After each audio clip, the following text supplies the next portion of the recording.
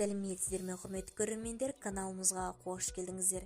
Әлемде және де Қазақстанда болып жатқан ең үздікті, ең қызықты жаңалықтарды алғашқылар қатарында біле отырғыңыз келсе, арнамыздағы подписаться және де бір ғана лайк түймесін баса кетуді ұмытпаңыздар. Лайк түймесін басқан қолдарыңыз Кибатулланың қабырғасын ұстау нәсіп етсін.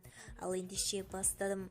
Ақтауда 3 баласын өлтірді деп айыпталған сотталушы өмір бойы бас бостандығынан айырылды. Уақиға осы жылдың наурызында Ақтауда болған.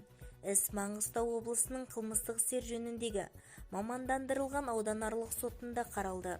Аса қатыгездікпен 3 баласын өлтірді деп айыпталған еге үкім шықты. Прокурор сотталушыны кінәлі деп танып, өмір бойына бас бостандығынан айыруды сұрады.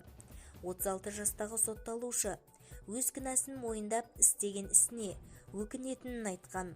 Сот үкімімен сотталушы қылмыстық кодексінің 99 бабының 3 бөлігімен кінәлі деп танылып, өмір бойына бас бостандығынан айырылды. Сот үкімі заңды күшіне енген жоқ. Бізді тамашалауды жалғастырыңыздар және де бір ғана лайк түймесін басып, сау саламатта болыңыздар.